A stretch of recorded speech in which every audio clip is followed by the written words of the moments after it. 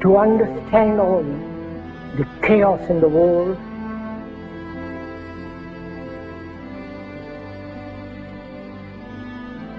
and as we have been programmed,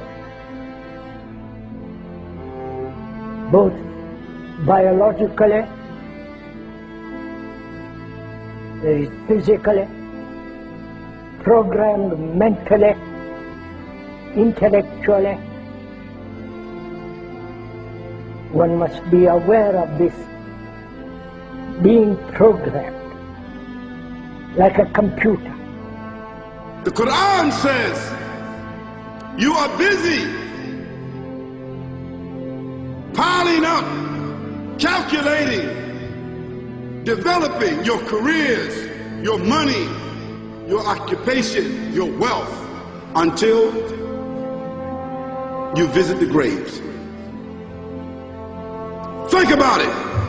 When was the last time that you went to a funeral? What was the demeanor?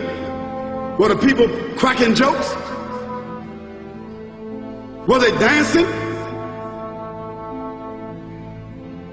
Were they clapping and singing songs? No. Silence. Why? Because every person that walked in that room, seeing that person stretched out, the first thing they thought about was not the person. The first thing they thought about was that one day, this will be me. A crisis which the politicians can never solve, because they are programmed to think in a particular way.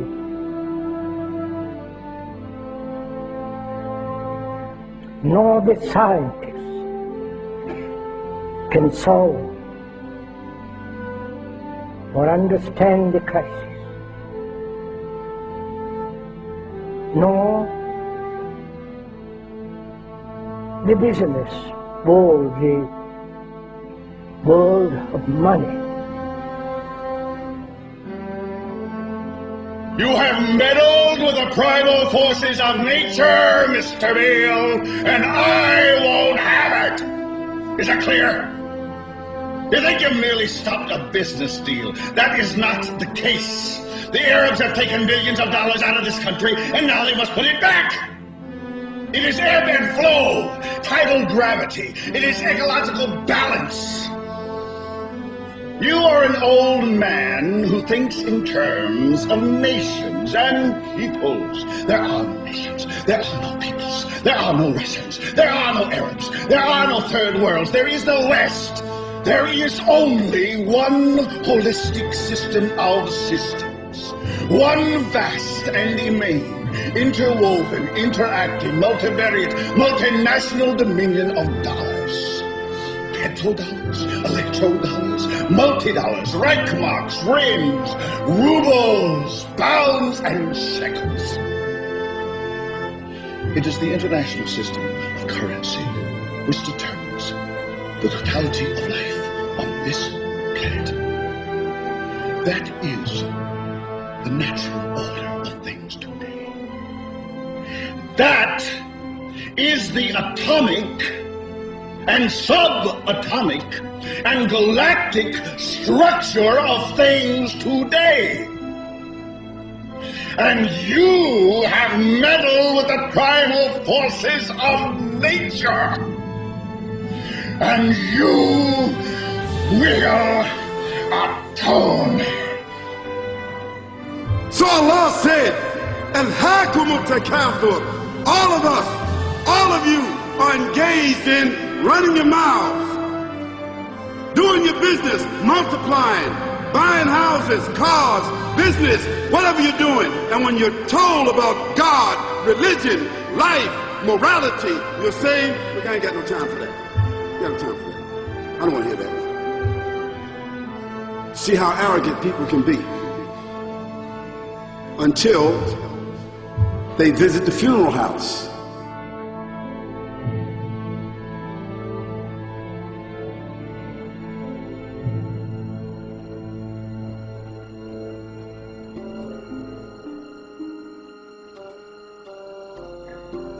So unless one is very, very serious, not flippant, not casual, but is concerned with the whole of humanity. And to understand this human behavior, human thought that has brought us all to this point. And you say to yourself, is that it? I mean, 50, 60 years, scraping, struggling, scheming, lying, stealing, fornicating, jumping up and down, begging, working, and this is the end of it? I mean, is this what's going to happen to me? Are they going to be dropping me into a hole in the ground? A hole in the ground.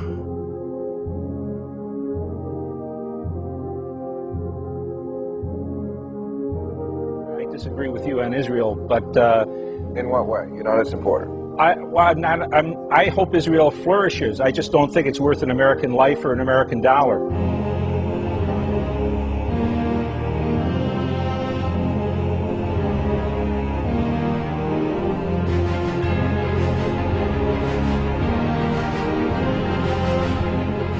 What happens in the winter? All the leaves fall off the trees and the earth goes dead. And what happens in the springtime? The water comes, generates the earth again, germinates all over again, new grass, new leaves, new flowers, new fruits. So Allah says, and a sign for them is the dead earth. After that, we give it life. And then you eat the fruits from that. So Allah says, the one who gave you life in the beginning, is he not able to give you life all over again in order to judge you? Yes, certainly. You may want to deny it because you don't want to be judged.